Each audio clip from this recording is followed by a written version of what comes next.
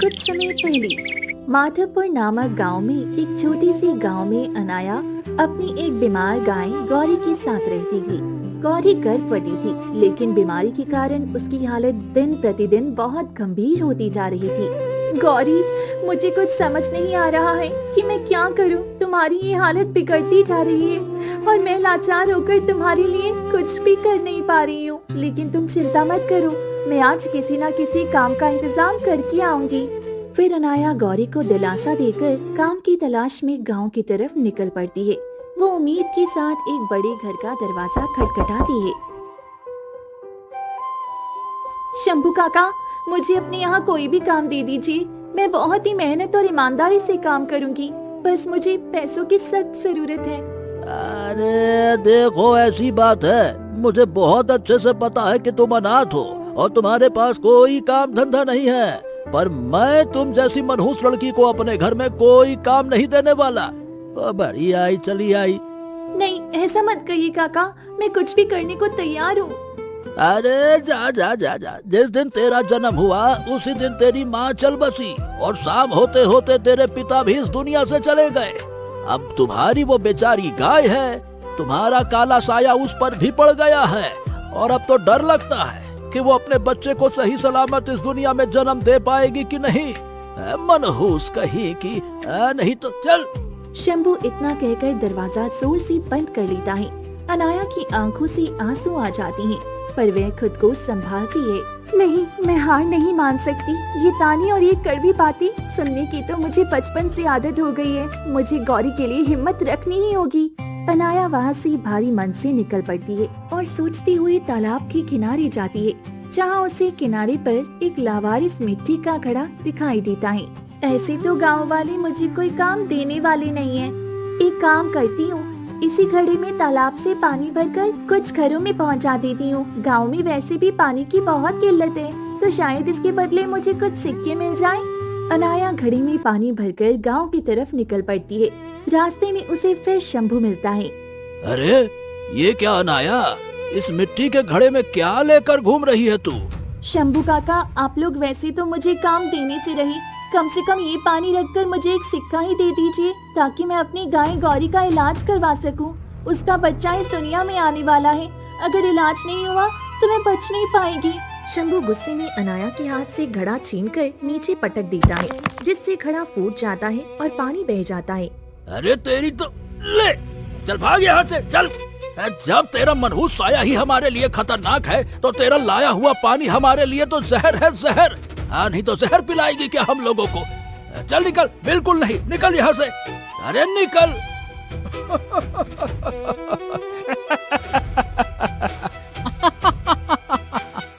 आसपास खड़े गांव वाले ये देखकर जोर जोर से हंसने लगते हैं। निराश होकर अनाया घर लौट आती है और रोती हुई गौरी के पास बैठ जाती है। गौरी, मुझे लगता है तुम्हें बहुत भूख लगी है, पर मैं तुम्हारे लिए कुछ अच्छा खाने को नहीं ला पाई। रुको, मैं पास की झाड़ियों से कुछ घास ले आती हूँ। अनाया पास की कंटीली झाड़ियाँ तोड़कर गौरी के आगे रख देती है, पर गौरी दर्द के कारण उसे खाती भी नहीं है। क्या हुआ गौरी? मैं जानती हूँ तुम्हारा 8वां महीना चल रहा है और तुम बहुत तकलीफ में भी हो। मैं तुम्हारी भाषा भी नहीं समझ पा रही। ऐसे ही वो दिन बीत जाता है। अगली सुबह होते ही अनाया दोबारा गांव की तरफ जाती है और इस बार एक बड़ी हवेली का दरवाजा खटखटाती है। अंदर से ठाकुराइन बाहर आती हैं। क्या बात है लड़की, यहाँ क्यों आई हो? ठाकुराइन जी, मुझे अपने यहाँ कोई काम दे दीजिए। मैं पूरी मेहनत और ईमानदारी से करूँगी। आप जो कहेंगी मैं वही करूँगी। देखो, मेरी हवेली के बगीचे में फूलों की देखभाल के लिए एक लड़की की जरूरत तो है। मैं तुम्हें काम पर रख सकती हूँ, लेकिन एक बात का ध्यान रहे, मेरे पति ठाकुर साहब से हमेशा दूर रहना और अपने काम के सिवा किसी चीज से मतलब मत रखना। जी ठाकुरानी जी, मैं पूरी मन से काम करूँगी और आपको शिकायत का कोई मौका नहीं दूंगी। ठीक है, तो आज से ही काम पर लग जाओ। सुबह से पौधों को पानी भी नहीं मिला है। फिर अनाया बगीचे में काम करने लगती है। तभी वहाँ ठाकुर आता है और अनाया की खूबसूरती देखकर उस पर मोहित हो जाता है। अरे क्या बात है, आज तक मैंने इतनी खूबसूरत लड़की नहीं देखी। इसे तो इस हवेली की रानी बनकर रहना चाहिए। ये यहाँ नौकरानी का काम क्यों कर रही है? अरे ओ लड़की, तू ये फूलों का छोटा मोटा काम क्यों कर रही है? तू एक बार हाँ तो कह, मैं तुम्हें इस पूरी हवेली की मालकिन बना दूंगा। शायद इसीलिए ठाकुराइन जी ने मुझे ठाकुर साहब से दूर रहने को कहा था। मुझे इनकी बात का कोई जवाब नहीं देना चाहिए। अनाया बिना कुछ बोले चुपचाप वहाँ से आगे बढ़ जाती है। कोई बात नहीं, कोई बात नहीं, ना भी तो नहीं कहा। अरे आज नहीं तो कल जब 1-2 दिन यहाँ काम करेगी तो इसे हाँ तो बोलना ही पड़ेगा। दिन भर कड़ी मेहनत करने के बाद शाम को जब अनाया घर लौट रही होती है तो रास्ते में उसका प्रेमी विनीत उसके सामने आकर खड़ा हो जाता है। अनाया, ये तुम कर क्या रही हो? मैंने तुमसे पहले भी कहा था कि काम की तलाश में चाहे जहाँ चली जाओ, पर उस हवेली में कभी मत जाना, कभी नहीं, लेकिन तुम। देखो विनीत, मैं मानती हूँ कि मैं तुमसे प्रेम करती हूँ, लेकिन इस वक्त मेरे लिए मेरी गौरी से बढ़कर कुछ भी नहीं है। जब पूरे गांव ने मुझे धिक्कार दिया तब मुझे उस हवेली में काम मिला। मैं वहाँ काम करूँगी ताकि मुझे 2 पैसे मिले और मैं अपनी गौरी का इलाज करा सकूँ। देखो, मैं कह रहा हूँ कि कल के कल तुम्हें वो काम जो है हवेली में छोड़ना होगा, वो हवेली ही छोड़नी होगी। सीधी सी बात है, मेरी माँ, मैं हाथ जोड़ता हूँ। अगर तुम मुझे अपने प्रेमी के रूप में पाना चाहती हो तो हवेली छोड़ दो।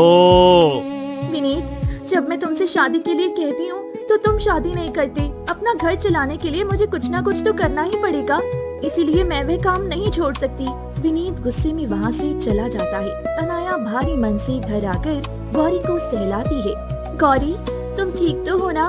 बस 1 महीना और बचा है, देखना तुम्हारा बच्चा सही सलामत इस दुनिया में आ जाएगा। ऐसे ही कई दिन बीत जाते हैं। अनाया रोज हवेली आती और ठाकुर हर दिन उसे बुरी नजर से देखता रहता।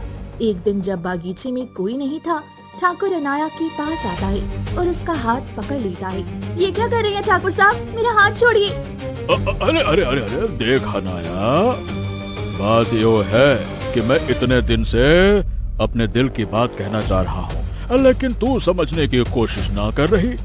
आज तुझे हाँ करना ही होगा। अरे मैं तुझसे प्रेम करता हूँ और तुझे इस हवेली की मालकिन बनाना चाहता हूँ, और तू ये नौकरों का काम करके खुश है? देखिए ठाकुर साहब, मैं एक गरीब परिवार की लड़की हूँ और मेरे लिए मेरी इज्जत से बढ़कर इस दुनिया में कुछ भी नहीं है। मुझे सिर्फ अपने काम से मतलब है, आपकी इन बातों से नहीं। मेरा हाथ छोड़िए। देख अनाया, अगर तूने मेरी बात ना मानी तो मैं तुझे अभी के अभी इसी वक्त हवेली से धक्के मारकर बाहर भी निकाल सकता हूँ। समझ रही है ना? तभी पैरों की आहट होती है और ठाकुराइन अचानक वहाँ आ जाती है। वे दोनों को इस हालत में देखकर चौंक जाती है। ये सब क्या हो रहा है यहाँ पर? अरे ठकुराइन, तुम बिल्कुल सही वक्त पर आई हो। देखो देखो इस 2 कौड़ी की लड़की को, ये जबरन मेरा हाथ पकड़ रही है और मुझसे कह रही है कि मैं इसे अपनी पत्नी बना लूं। अब तुम ही बताओ भला, मैं तुमसे इतना प्रेम करता हूँ और मैं इस नौकरानी से विवाह कर सकता हूँ क्या? तुम्हारी इतनी हिम्मत? 2 कौड़ी की अनाथ लड़की, मैंने तुम पर तरस खाकर अपनी हवेली में काम दिया और तुम मेरे ही पति पर डोरे डाल रही हो। निकल जाओ यहाँ से। आज के बाद अगर तुम मेरी हवेली के आसपास भी दिखाई दी तो मुझसे बुरा कोई नहीं होगा। नहीं ठाकुराइन जी, मेरी बात पर यकीन करिए। ठाकुर साहब सरासर झूठ बोल रहे हैं। इन्होंने खुद मेरा हाथ पकड़ा था। डोरे डाल रही है ये मुझ पर, डोरे डाल रही है, अपनी जवानी का फायदा उठा रही है। अरे तू ठाकुर को झूठा साबित कर रही है, देख रही हो ठकुराइन? इसलिए मैं कहता हूँ कि अपनी हवेली में किसी को भी काम पर रखने से पहले अच्छे से जांच पड़ताल किया करो। ये हवेली में काम करने नहीं, हवेली में कब्जा करने आई है। अरे ये तो पूरे गांव में बदनाम है, सब मनहूस मनहूस कहते हैं इसको, तुम्हें पता भी है? रख लिया किसी को भी मुंह उठाकर काम पर। चुप कर लड़की, निकल जाओ यहाँ से, अभी के अभी निकल जाओ। अनाया रोती हुई हवेली से बाहर निकल पड़ती है और अपने घर की तरफ जाने लगती है। मैंने कभी सपने में भी नहीं सोचा था कि मेरे साथ ऐसा होगा। आज इस दुनिया में सच्चाई और ईमानदारी का कोई स्थान नहीं बचा है। ये पूरी दुनिया सिर्फ चोरी और बेईमानी के बल पर चल रही है। अनाया परेशान होकर गांव की रास्ते से जा रही होती है कि तभी वहाँ मुखिया और बहुत से गांव वाले इकट्ठा हो जाते हैं और उसका रास्ता रोक लेते हैं। अरे अरे अरे अरे, रुक जाओ अनाया, मुझे अभी अभी पता चला है कि तुम ठाकुर साहब के साथ बदसलूकी करने की कोशिश कर रही थी। अरे तुम उनसे जबरन विवाह करके हवेली की मालकिन बनना चाहती थी। तुम्हारी इतनी बड़ी हिम्मत हो गई? नहीं मुखिया जी, ये सब सरासर झूठ है। ठाकुर साहब झूठ बोल रही हैं। मैंने ऐसा कुछ भी नहीं किया है, मेरी बात पर यकीन करिए। अरे तुम जैसी लड़की अब हमारे इस पवित्र गांव में नहीं रह सकती। मुखिया जी मेरी बात मानिए, इसे हमारे गांव से निकाल बाहर करिए। ये लड़की हमारे पूरे गांव की इज्जत मिट्टी में मिला रही है। हाँ, शंभू ठीक कह रहा है अनाया। चुपचाप यहाँ से चली जाओ और आज के बाद फिर कभी यहाँ लौट कर मत आना। मनहूस कहीं की, निकलो यहाँ से, निकलो। सभी गांव वाले गुस्सा करके वहाँ से चले जाती हैं।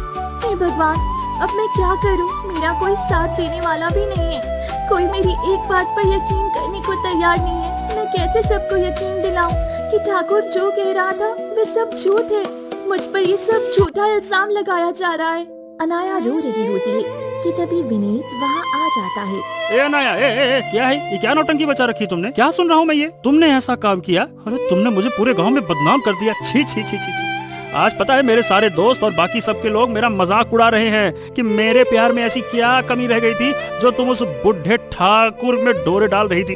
देखो विनीत, पूरा गांव तो मेरे चरित्र पर उंगली उठा ही रहा है, पर मैं तो तुमसे सच्चा प्रेम करती हूँ। तुम तो मेरी बात पर यकीन करो, मैंने ठाकुर के साथ कुछ भी नहीं किया था और अब मुझे झूठे इल्जाम में फंसा रहे हैं। अरे जा जा जा, बस कर अनाया, चली जाओ यहाँ से। आज के बाद फिर कभी मेरी तरफ आँख उठाकर भी मत देखना, क्योंकि मैं तुम जैसी धोखेबाज लड़की को तो अपनी पत्नी कभी नहीं बनाऊंगा, कभी नहीं। निकल यहाँ से। विनीत गुस्से में पैर पटकती हुई वहाँ से चला जाता है। कि मेरे साथ क्या हो रहा है? मैंने कभी किसी का बुरा नहीं किया। मैं तो बस अपनी गौरी के लिए दिन रात मेहनत करने की कोशिश कर रही थी और आज उस दुष्ट ठाकुर ने मुझे पूरे गांव में बदनाम कर दिया। पहले से ही लोग मुझसे नफरत करते थे, लेकिन अब सब मेरे चरित्र पर ही उंगली उठा रहे हैं। अनाया घने जंगल के रास्ते से जा रही होती है कि तभी उसे एक बड़े पेड़ के नीचे एक घायल चिड़िया दिखाई देती है। अरे ये तो एक घायल चिड़िया है और दर्द के मारे बुरी तरह तड़प रही है। मुझे इसकी मदद करनी चाहिए। इसके पंखों पर गहरा जख्म लग रहा है। कुछ दवा लगाने से ये ठीक हो जाएगी। अनाया पास की झाड़ियों से कुछ औषधीय पत्ते तोड़ लेती है और उन्हें अपने हाथों से मसलकर उसका रस चिड़िया के जख्मों पर लगा देती है। फिर वे पास के तालाब से अपनी अंजलि में पानी मिलाकर चिड़िया को पिलाती है। तभी चिड़िया की आंखें खुल जाती हैं। दोस्त, अब तुम ठीक तो हो ना? मुझे बहुत घबराहट महसूस हो रही थी कि कहीं तुम्हें कुछ हो तो नहीं गया ना? तुम्हारा बहुत बहुत धन्यवाद अनाया। तुमने आज अपनी जान की परवाह न करके मेरी जान बचा ली। ये क्या, तुम एक साधारण चिड़िया होकर इंसानों की तरह बातें कर रहे हो? मैं कोई साधारण चिड़िया नहीं हूँ। मैं विचित्र लोक की चिड़िया हूँ। मैं यहाँ धरती लोक पर एक बहुत ही जरूरी कार्य से आई थी, लेकिन यहाँ की एक शैतानी बुढ़िया ने मेरे बारे में पता कर लिया और उसने मुझे पकड़ने की कोशिश की। मैं अपनी जान बचाकर भागने की कोशिश कर रही थी कि जैसे तैसे यहाँ आकर घायल होकर गिर पड़ी। चलो, अच्छा है कि अब तुम ठीक हो ना? मुझे ये जानकर बहुत खुशी हुई। देखो, मैं अब अपनी दुनिया विचित्र लोक लौट जाऊंगी, लेकिन तुम्हारी आंखों में मुझे बहुत तकलीफ दिख रही है। बताओ आखिर क्या हुआ है? तुम इतनी परेशान क्यों हो? अनाया रोती हुई चिड़िया को अपना सारा सच बता देती है, जिसे सुनते ही चिड़िया की आंखें भर आती हैं। अरे, तुम्हारा कष्ट तो बहुत ही गहरा है। मेरे इस जख्म की तकलीफ तो तुम्हारे इस बड़े दुख के आगे कुछ भी नहीं है। अब इस दुनिया में कोई भी मेरा अपना नहीं है और ना कोई मेरी तकलीफ समझने को तैयार है। देखो, तुम घबराओ मत। मेरे पास एक वरदान है जो मैं तुम्हें दे सकती हूँ। मैं तुम्हें आज ये वरदान देती हूँ कि तुम अब से सभी जानवरों से बातें कर सकती हो। जानवर चाहे पशु हो या पक्षी, तुम हर एक जीव के मन की बात समझ सकती हो और उसकी मदद कर सकती हो। तुम्हारा बहुत बहुत धन्यवाद दोस्त। ठीक है, मैं आज से एक नई उम्मीद के साथ अपनी जिंदगी जीने की कोशिश करूंगी। तभी एक तेज रोशनी फैलती है और वह चमत्कारी पक्षी वहाँ से पलक झपकते ही गायब हो जाती है। चलो, अब मैं अपनी गौरी की तकलीफ अच्छे से समझ सकती हूँ। उन गांव वालों ने भले ही मुझे गांव से निकाल दिया है, पर मैं अपने घर में तो रह ही सकती हूँ। गांव वाले मुझे काम नहीं देंगे तो क्या हुआ? मैं यहाँ के पशु पक्षियों की मदद करके अपने खाने पीने का इंतजाम कर लूंगी। अनाया इतना कह ही रही होती है कि तभी तालाब की तरफ से अचानक एक तड़पती हुई आवाज गूंजती। बचाओ, बचाओ, मेरी मदद करो। कोई है जो मेरी मदद करे? अरे, ये आवाज तो तालाब के किनारे से आ रही है। मुझे तुरंत जाकर देखना चाहिए। अनाया तेजी से कदम बढ़ाकर तालाब के किनारे पहुंच जाती है, जहाँ एक बड़ी मछली पानी से बाहर सूखी जमीन पर तड़प रही होती है। हाँ, मेरी मदद करो, मुझे जल्दी से पानी में डाल दो, मुझे बहुत तकलीफ हो रही है, मेरा दम घुट रहा है, मैं मर जाऊंगी, कोई तो मेरी मदद करो। अच्छा, तो ये मछली मुझसे मदद मांग रही है और तड़प रही है, मुझे इसकी मदद जरूर करनी चाहिए। अनाया आगे बढ़ती है और उस मछली को धीरे से उठाकर तालाब के गहरे पानी के अंदर डाल देती है। अब जाकर राहत की सांस मिली। अरे, तुमने तो मेरी जान बचा ली। आखिर तुम्हें कैसे पता चला कि मैं यहाँ बाहर तड़प रही थी? क्योंकि मुझे एक वरदान मिला है, जिससे मैं पशु पक्षी और सभी जीवों की भाषा सुन सकती हूँ और उनकी तकलीफें दूर कर सकती हूँ। सच में तुम तो बहुत ही अद्भुत हो। तुमने मेरी इतनी बड़ी तकलीफ दूर की है, तो मैं भी तुम्हारी मदद करूंगी। तुम्हें जो चाहिए बताओ, मैं तुम्हें देने के लिए तैयार हूँ। मेरे पास पैसे नहीं है, अगर धन कमाने का कोई स्रोत मिल जाता तो अच्छा होता, क्योंकि गांव में अब मुझे कोई भी काम नहीं दे रहा है। रुको, मैं अभी तुम्हारी मदद करती हूँ। मछली उसी समय तालाब के गहरे पानी में डुबकी लगाती है और कुछ ही देर में 2 चमत्कारी सुनहरी मोती लाकर अनाया के हाथ में रख देती है। ये मोती बहुत ही कीमती हैं, इन्हें ले जाकर तुम सुनार के पास बेच देना, वहाँ से तुम्हें अच्छे खासे पैसे मिल जाएंगे। उस धन से तुम्हारा कुछ दिनों के खाने का इंतजाम तो हो ही जाएगा। ये मेरी तरफ से धन्यवाद करने का तरीका है। ठीक है, तुम्हारा बहुत बहुत धन्यवाद दोस्त। अब मैं चलती हूँ, अगली बार पानी में ही रहना। इस तरह सतह पर आ जाओगी तो मैं वक्त पर नहीं आ पाऊंगी। मैं ध्यान रखूंगी, तुम ध्यान से जाना। अनाया वे दोनों सुनहरी मोती लेकर वहाँ से निकल पड़ती है और गांव के सुनार के पास पहुंचकर उसे वो मोती थमा देती है। बस यूँ समझ लीजिए सुनार जी कि ये मुझे बहुत ही मेहनत से मिला है। बस इन्हें बेचकर मैं अपनी गौरी के खाने पीने का इंतजाम करना चाहती हूँ। हाँ, क्यों नहीं, रुको, मैं तुम्हें इन मोतियों के पूरे दाम देता हूँ। अभी रुक जाओ। सुनार वे दोनों कीमती मोती अपने पास रख लेता है और पूरे 24 सिक्के गिनकर अनाया के हाथ में रख देता है। ये मोती तो बड़े नायाब थे। अगर तुम्हें आगे भी ऐसे मोती मिले तो उन्हें सीधे मेरे पास ही लेकर आना, ठीक है? जाओ। हाँ, क्यों नहीं, जरूर आऊंगी। अनाया वे 24 सिक्के लेकर बाजार से कुछ खाने पीने की चीजें और चारा खरीदती है और घर आ जाती है, जहाँ उसकी गाय गौरी दर्द से परेशान थी। मेरे पेट में कितना भयानक दर्द हो रहा है, ये मुझे क्या होता जा रहा है? मैं तो ढंग से बैठ उठ भी नहीं पा रही हूँ। हे ऊपर वाले, मेरी इस तकलीफ को थोड़ा कम कर दे। मुझे बहुत प्यास भी लगी है और पता नहीं अनाया कहाँ चली गई। मुझे इस वक्त अनाया चाहिए। घर के अंदर आते ही अनाया गौरी के मन की ये सारी बातें साफ साफ सुन लेती है। अरे, मेरी गौरी को बहुत जोरों से प्यास लगी है और वे दर्द से तड़प रही है। इतने दिनों तक मैंने कभी गौरी की भाषा नहीं समझी। मुझे तुरंत उसकी मदद करनी चाहिए। अनाया जल्दी से पानी लेकर गौरी को पिलाती है और उसके पास बैठकर प्यार से उसके पेट को सहलाने लगती है। अब मुझे थोड़ा आराम मिल रहा है। ऐसा लग रहा है जैसे मेरे दिल को सुकून मिल गया हो। अनाया, तुम ठीक तो हो ना? गौरी, मैं बिल्कुल ठीक हूँ। ये क्या, तुम मेरी बात और मेरे मन का दर्द कैसे समझ रही हो अनाया? अनाया मुस्कुराती है और सारी बात बता देती है।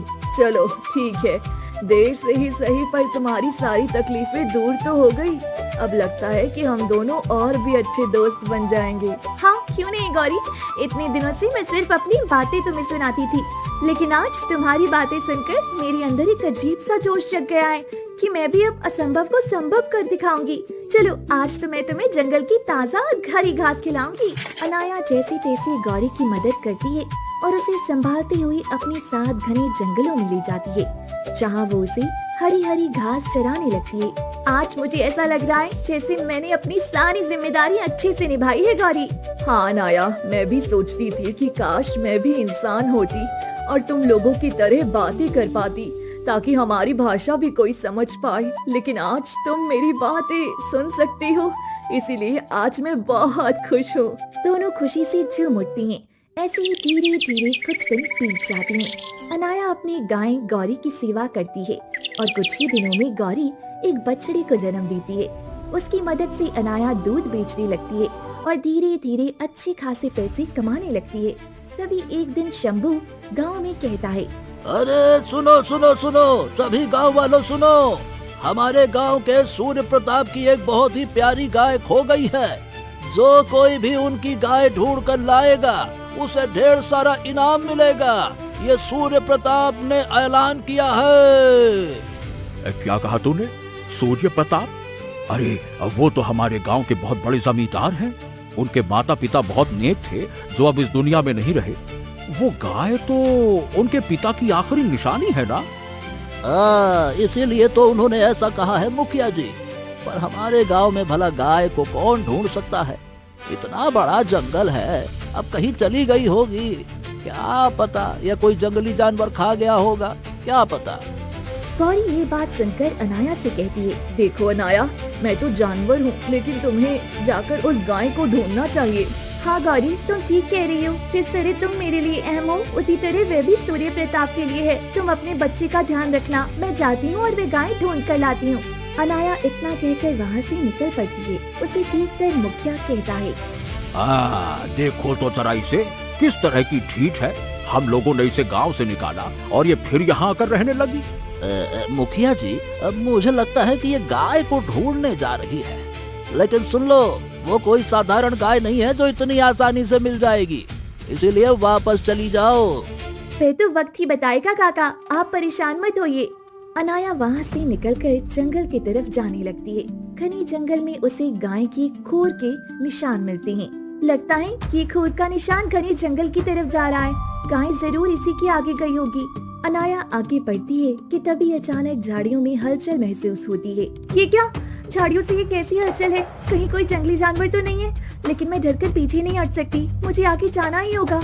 अनाया भागने की कोशिश करती है कि एक खूंखार भेड़िया उसकी तरफ भागते हुए आने लगता है। नहीं, कुछ भी हो जाए, मुझे इस भेड़िए का भोजन नहीं बनना है, मुझे भागना ही होगा। अनाया भाग रही होती है कि तभी अचानक उसका पैर एक गड्ढे में फंस जाता है और वह वहीं गिर पड़ती है। भेड़िया उसकी तरफ चला आता है। नहीं नहीं, मुझे मत मारना, मुझे मुझे मुझे कुछ मत करना, मैंने किसी का कुछ नहीं बिगाड़ा है, मुझे छोड़ दो, मुझे छोड़ दो। अनाया चीखते हुए अपने दोनों हाथ अपनी आंखों के सामने रख लेती है। मेरी मदद करो, मेरा बच्चा खाई में गिर गया है, मैं उसे निकाल नहीं पा रही हूँ। यानी तुम्हारा बच्चा खाई में गिर गया है? हाँ, इसीलिए मैं सभी आने जाने वाले लोगों से मदद मांगती हूँ, पर सबने गलत समझा और डर के मारे भाग गए। पर तुम ऐसा मत करो, चलो मेरे बच्चे को निकाल दो, उसके बदले तुम जो कहोगी मैं करने के लिए तैयार हूँ। तुम चिंता मत करो, मैं तुम्हारे बच्चे को सही सलामत उस खाई से निकाल दूंगी। तुम हमारी भाषा कैसे समझ रही हो?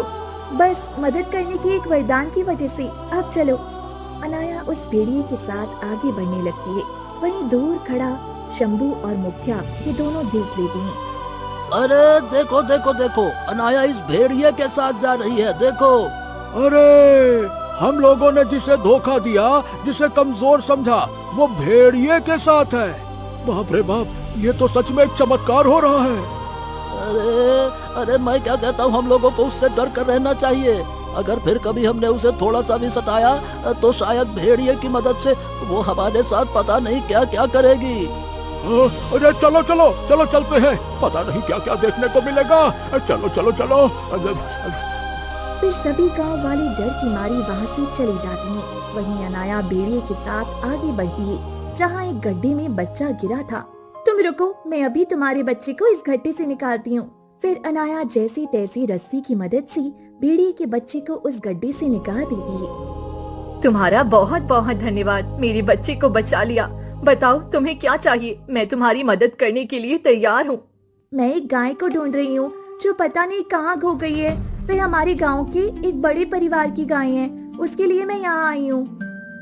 मैंने गाय को यहाँ से पूर्व दिशा की ओर जाते हुए देखा है। अगर तुम वहाँ जाओ तो शायद वे तुम्हें मिल जाएगी। ठीक है दोस्त, मैं चलती हूँ। अनाया पूर्व दिशा की ओर जाने लगती है। थोड़ी दूर पर उसे पेड़ के नीचे से वे गाय बैठी दिखाई देती है जो रो रही थी। अच्छा, तो तुम यहाँ बैठी हो? फिर अनाया उसके पास जाकर खड़ी हो जाती है। तुम अपने मालिक को छोड़कर क्यों आ गई? वे तुम्हारे लिए बहुत परेशान है। मुझे नहीं जाना उनके पास। वो मुझसे कभी बातें नहीं करते, बस एक कोने में बांधकर छोड़ देती हैं। उनके पिता मुझसे कितना प्रेम करते थे, हर वक्त मुझसे बातें करते थे, पर इन्हें मेरी कोई फिक्र ही नहीं है। तुम चलो, मैं तुम्हारे मालिक से कह दूंगी कि वो तुम्हारा ध्यान रखें। हर इंसान की अपनी कोई समस्या होती है, शायद इसीलिए वे तुम्हें साधारण जानवर समझकर ध्यान नहीं दे पाए, लेकिन अब जरूर देंगे। तुम बहुत अच्छी हो जो हमारी तकलीफ समझ रही हो, पर क्या वे सच में समझ पाएंगे? मुझसे बातें करेंगे? क्या मुझे अपना मानेंगे? वे तो बस मुझे अमानत की तरह रख रहे थे। तुम चिंता मत करो दोस्त, तुम बस मेरे साथ चलो। अनाया और गाय कुछ ही देर में सूर्य प्रताप की हवेली पहुंच जाती हैं। सूर्य प्रताप गाय को देखकर भागकर पास आता है। अरे अरे हाँ,